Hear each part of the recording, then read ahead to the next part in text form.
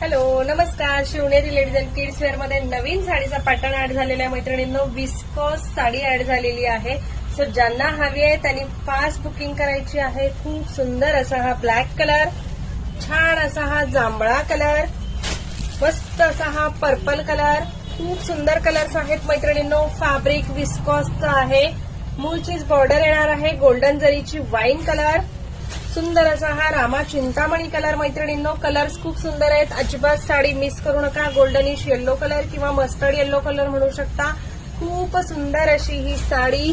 जबरदस्त असा हा जाणार आहे राणी पिंक कलर, राणी पिंक कलर.